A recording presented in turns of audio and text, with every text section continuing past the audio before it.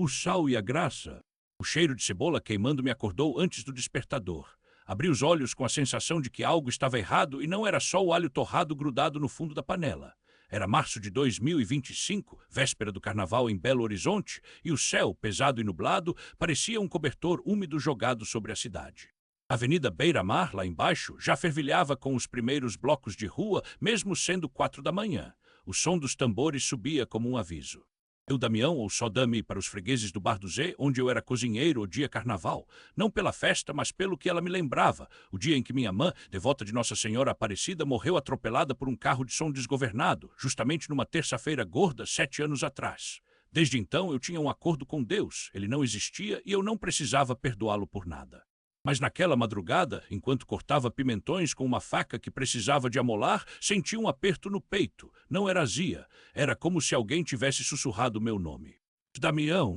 Parei, olhei em volta. Só eu, a cozinha suja e o rádio tocando um samba enredo antigo. Engoli em seco e voltei ao trabalho, até que o Zé, meu patrão, entrou esbaforido. Ó circunflexo, Dami, tá ligado que o pessoal do Bloco da Saudade vai passar aqui às 6? Vão querer pastel e cerveja. Prepara umas 50 porções de bolinho de feijão, vambora. 50? Resmunguei. Zé, eu tô sozinho aqui, cê tá de brincadeira. Pô, meu, eles estão vindo da Lapa, já tão bambão de cachaça. Se a gente não servir, eles arrancam a porta, ele riu, mas eu sabia que não era piada. O Bloco da Saudade era famoso por duas coisas: a batucada que fazia o chão tremer e os caras que, depois de algumas doses, viravam bicho. Enquanto fritava os bolinhos, a música lá de baixo foi ficando mais alta. O cheiro de chuva se misturava ao de óleo quente. De repente, um estrondo, vidro quebrando. Corri para a porta e vi 3 caras do Bloco, com camisas do Flamengo e olhares vidrados, tinham jogado uma garrafa na vitrine do Zé. E aí, veado, gritou um deles apontando para mim: cadê a comida? Meu sangue gelou, não por medo, já tinha levado surra antes, mas porque reconheci o cara no meio. Era o Boca, um ex-presidiário que trabalhava para o seu Nelo, dono do tráfico na região do Barro Preto, e o seu Nelo tinha uma dívida antiga comigo. Tá saindo agora, ó circunflexo, falei, tentando manter a voz firme, só esperar esquentar. Esquentar nada, seu otário. O Boca pulou o balcão e me empurrou. A gente quer é cachaça agora. Foi quando vi o brilho da faca no cinturão dele. Não pensei, peguei a panela de óleo quente e joguei. O Boca gritou, se contorcendo no chão, enquanto os outros 2 recuavam. Corri para a porta dos fundos, mas um deles me alcançou e me deu um soco no estômago. Caí de joelhos, tossindo. Vamos te dar uma lição, seu filho da puta, o cara puxou a faca. Fechei os olhos, esperando a dor. Mas a dor não veio. Abrindo os olhos, vi o Boca no chão, se debatendo, e os outros 2 olhando para algo atrás de mim. Algo que os fazia tremer. Caralho, um deles fez o sinal da cruz. Isso não é normal. Virei devagar. Na porta dos fundos, onde só tinha uma parede descascada, estava ela. Uma mulher de vestido branco, os pés descalços sobre os cacos de vidro, os olhos cheios de uma tristeza que parecia abraçar o mundo. Não era uma alucinação, não era o medo, era real. E quando ela estendeu a mão na minha direção, senti algo que não sentia desde criança: paz. Damião, sua voz era como água em um deserto. Por que você carrega tanta raiva? Não consegui responder, só chorei. Os caras saíram correndo como se o diabo os perseguisse. E quando olhei de novo, ela já não estava lá. Só uma estatuinha de Nossa Senhora Aparecida, pequena e simples, caída no chão. Peguei-a. Estava quente, como se a vida ainda pulsasse dentro dela. E pulsava mesmo, porque entre meus dedos a cerâmica áspera parecia respirar, como se cada rachadura contasse uma história que eu não conhecia, mas que de repente fazia parte de mim. O cheiro de terra molhada depois da chuva se misturava ao aroma de óleo queimado da cozinha do Bar do Zé, onde eu trabalhava há 10 anos, fritando pastéis e ouvindo as mesmas piadas dos mesmos bêbados. Só que naquela madrugada nada era igual. Levei a estátua ao peito. O coração batia tão forte que pensei que ia arrebentar as costelas. Os gritos dos homens que tinham me cercado minutos antes, paga o que deve, Damião, ou a gente te paga com chumbo, ainda ecoavam na minha cabeça, mas agora soavam distantes, como se tivessem sido engolidos por um vento que só eu sentia. Saí correndo pela rua da Bahia, os pés descalços. Perdi as chinelas na briga, pisando em pedras e bitucas de cigarro. O céu de Belo Horizonte estava carregado, aquelas nuvens pesadas que prometem temporal, mas nunca entregam. Só deixam a cidade sufocada, igual a mim. Passei pelo mercado central, onde as barracas de queijo e cachaça já começavam a abrir, os comerciantes arrumando as mercadorias com aquele jeito mineiro de falar baixo, como se cada palavra custasse R$1. Ó circunflexo Damião, tu tá parecendo um louco, correndo assim, gritou a Dona Maria, dona da banca de doces. Eu nem olhei para trás. Não podia parar, não depois do que tinha visto. 3 dias antes, tudo era diferente. Eu ainda era o mesmo Damião, cozinheiro raivoso, esse ateu convictivo, sim, eu tinha orgulho disso, que cuspia no chão toda vez que via um terço pendurado no retrovisor de algum carro. Acreditar em Deus? Pra quê? A vida já tinha me mostrado que milagre era coisa de otário ou de quem não tinha coragem de encarar a realidade. Minha mãe morreu de câncer rezando o rosário, meu pai sumiu quando eu tinha 8, e eu sobrevivi sozinho, aprendendo a cozinhar nas cozinhas dos botecos da Avenida Amazonas, onde o cheiro de feijão tropeiro se misturava ao de pinga e suor. Mas aí veio o carnaval. Não o carnaval da Sapucaí, não. O de Belo Horizonte, que é diferente. Aqui a folia não desce a serra, ela sobe. Vem dos bares da Savassi, dos blocos de Rua da Pampulha, das quadrilhas que dançam até o sol rachar. E eu, como todo ano, tinha sido contratado para fazer comida para um bloco chamado Os Filhos da Lua, um pessoal que misturava samba com axé e muita cachaça. O combinado era simples, 3 dias de trabalho, R$ 1.000 no bolso e nenhuma pergunta sobre o meu passado. Só que dessa vez o passado me encontrou. Era terça-feira de carnaval, o dia em que a cidade inteira parece que vai explodir de tanta alegria. Eu estava fritando coxinhas na barraca montada na Praça da Liberdade, o óleo chiando, o suor escorrendo pela testa, quando vi ele. Vinícius, meu irmão.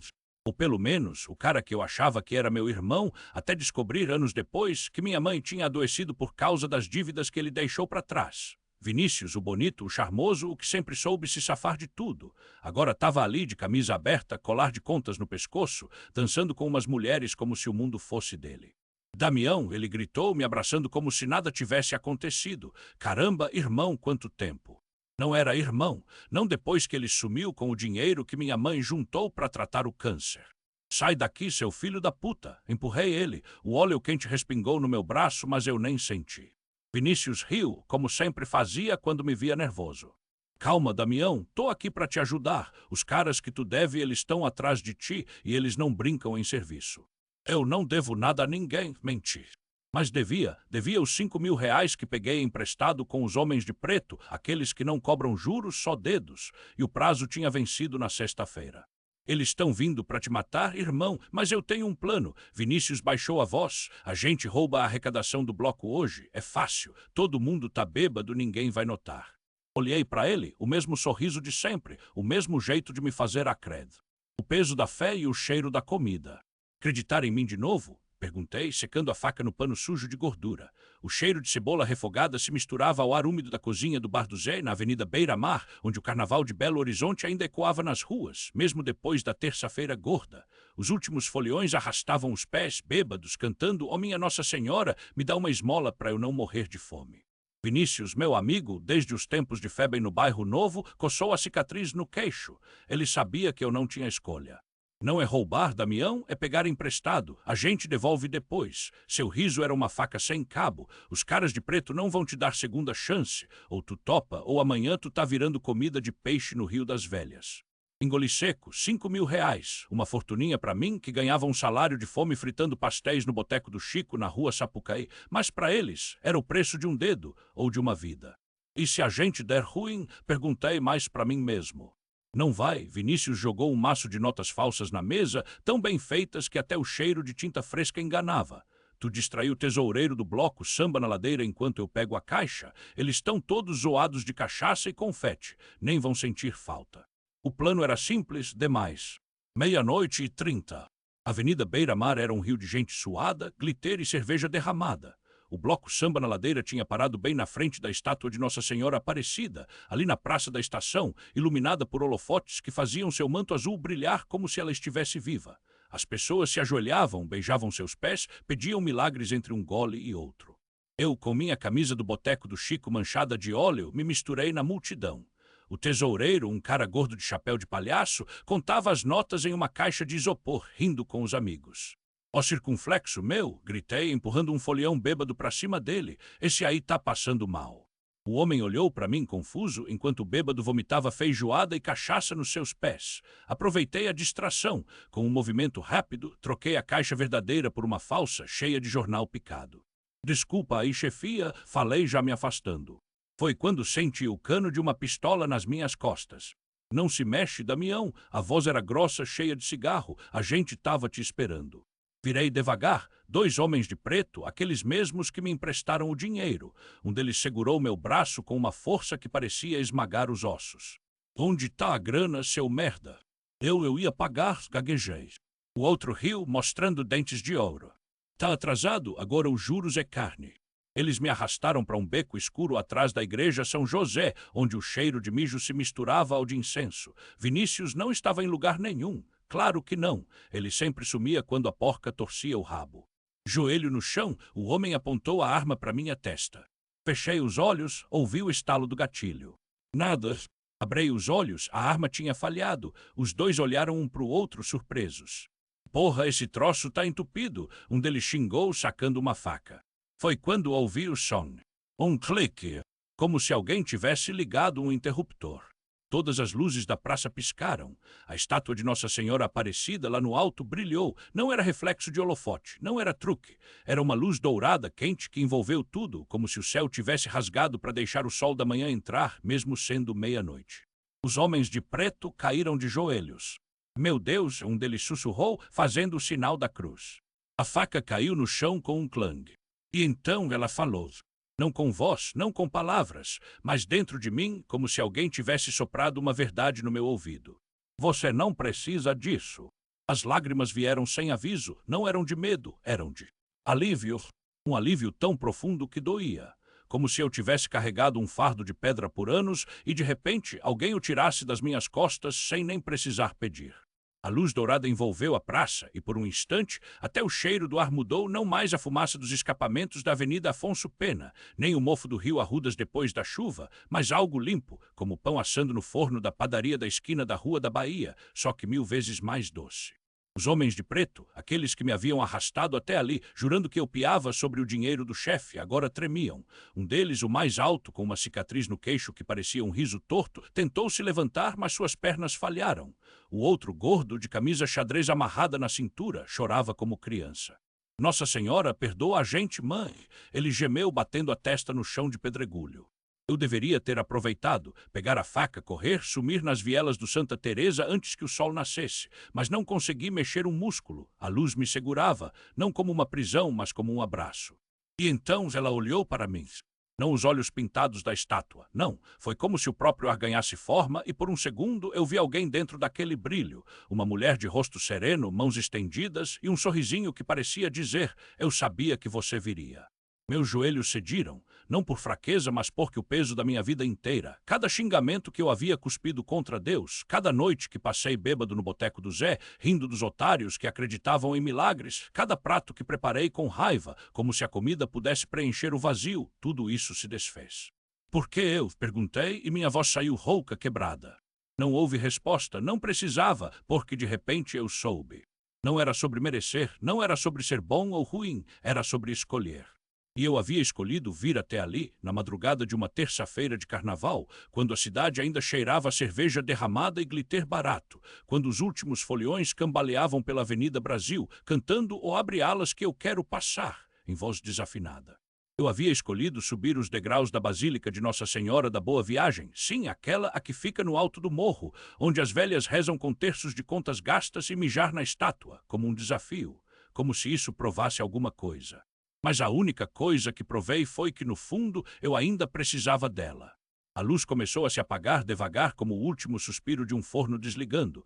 Os homens de preto se levantaram trêmulos e, sem uma palavra, saíram correndo rua abaixo como se o diabo os perseguisse. Eu fiquei, porque tinha mais uma coisa a fazer. 2 dias depois, o carnaval havia acabado, mas Belo Horizonte ainda respirava confete. Na cozinha do bar do Tonho, onde eu trabalhava há 6 anos, o cheiro de feijoada misturava-se ao suor e à música alta-vinda da rua. O Tonho, meu patrão, um baiano gordo que falava mais alto que o necessário, me olhou de esguelha enquanto eu cortava cebola sem chorar, coisa que nunca tinha acontecido antes. Ó circunflexo mijão, ele disse, usando o apelido que me deu depois daquela noite na estátua, sim. A história tinha se espalhado, mas ninguém acreditava direito. Tá diferente, véi. Tá com cara de quem viu o além. Eu não respondi, só sorri, porque o além, na verdade, era aqui. Era o modo como a faca agora cortava a cebola sem esforço, como se a lâmina tivesse sido abençoada. Era o modo como o sal, que antes eu jogava sem pensar, agora parecia ter a medida exata. Era o modo como, quando a Dona Maria, a faxineira, entrou com o terço na mão e me pediu uma oração, eu não revirei os olhos. Só fechei os meus e deixei as palavras saírem. Ave Maria, cheia de graça. O Tonho quase engasgou com a cerveja. Puta que pariu, o ateu virou padre. Rimos, mas não era sobre virar padre, era sobre cozinhar de novo, não só comida, a vida. 6 meses depois, o bar do Tonho tinha uma fila na porta. Não por causa das promoções de caipirinha, mas por causa do prato da redenção, um ensopado de frango com quiabo e dende. O gosto da graça. O ensopado tinha um segredo, o quiabo não podia ser cortado com pressa. Era preciso deixá-lo sangrar seu muco no dendê, como se a própria panela chorasse antes de sorrir. Os clientes não sabiam disso, mas sentiam. O Tonho, meu sócio de longa data, dizia que eu tinha mão de anjo agora. Eu só sorria e mexia o caldo, enquanto a fumaça subia pelo teto baixo do bar, na rua Sapucaí, misturada ao cheiro de cerveja gelada e pastel frito.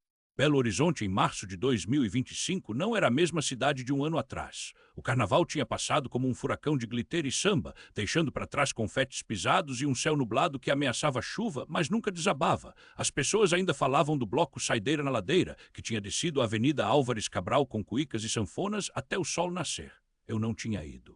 Fiquei no bar, servindo feijoada para os foliões que voltavam cambaleantes, com máscaras de arlequim penduradas no pescoço. Foi numa dessas madrugadas que ela apareceu. Uma mulher magra, vestida de branco, com os pés descalços despite do cimento frio da calçada. Não era nenhuma santa, pelo menos não do jeito que a gente imagina. Tinha cicatrizes nos braços e olheiras que contavam mais do que qualquer história. Pediu água, só água. Eu servi, mas ela não bebeu. Ficou olhando para o copo como se fosse um espelho. Você cozinha para Nossa Senhora? Perguntou, a voz rouca como café queimado. Eu quase ri. Quem eu? O cara que xingava padre no trânsito da Avenida Antônio Carlos e dizia que fé era para fracos. Não sei nem se ela gosta de quiabo, respondi, secando as mãos no avental. Ela sorriu, um sorrisinho torto, como se soubesse de uma piada que eu ainda não tinha ouvido. Experimenta, faz um prato para ela, deixa na estátua da Praça da Liberdade de madrugada. E se roubarem? Não vão. Não roubaram-se. Na noite seguinte, às 3 da manhã, deixei um pote de barro com um ensopado aos pés da estátua de Nossa Senhora, bem embaixo daqueles olhos de pedra que pareciam seguir a gente. O céu estava tão escuro que as nuvens pareciam teias de aranha. Não chorei, não ajoelhei. Só deixei o prato e voltei para o bar com a sensação de que alguém ou algo had observado tudo. No dia seguinte, o Tonho chegou esbaforido. Cara, você não vai acreditar. Teve umas 5 pessoas aqui perguntando pelo prato da redenção. Falam que sonharam com uma mulher de branco dizendo que era para vir aqui. Qual mulher? Perguntei, mas já sabia. Uma delas era o seu João, dono da padaria na Rua da Bahia. Outra, a dona Cida, que vendia flores na feira da Afonso Pena. Todos tinham algo em comum, eram pessoas que a cidade tinha esquecido. O seu João tinha perdido a filha num acidente de ônibus. A dona Cida, o marido para a Covid, e assim por diante. O ensopado virou lenda, a fila do bar dobrou, jornais locais vieram fazer matérias. Até o padre da igreja São José, que eu sempre evitei como se fosse cobrador de IPVA, apareceu para me cumprimentar. Deus trabalha de formas misteriosas, meu filho, disse ele, com aquele sorriso de quem já viu demais. Não foi Deus, padre, foi uma mulher de branco, respondi sem ironia. Ele apenas assentiu como se já soubesse. Até que numa tarde de quarta-feira a mulher voltou. Desta vez não pediu água. Sentou-se no balcão, onde a luz do sol batia de lado, iluminando as cicatrizes nos seus pulsos. Você entendeu? Perguntou. Eu balancei a cabeça, mesmo sem ter certeza. Acho que sim. Ela pegou minha mão, não era um gesto de carinho, era como se estivesse passando algo para mim, algo quente. Milagres não são só para quem acredita, são para quem precisa. E então, como se o vento a tivesse chamado, ela se levantou e saiu. Não olhei para trás, não precisei. Naquela noite, enquanto temperava a carne para mais um ensopado, senti algo diferente. Não era o sal, não era o dendê. Era como se cada ingrediente carregasse uma história e eu, sem querer, tinha me tornado o cozinheiro delas. O Tonho entrou na cozinha com o celular na mão. Ô véi, tá bombando nas redes. Todo mundo falando que o prato da redenção cura a alma. Eu sorri mexendo a panela. Não cura, Tonho, só lembra a gente que a alma tem fome. E foi. No final, tudo fez sentido e aquele milagre me ensinou a valorizar cada instante.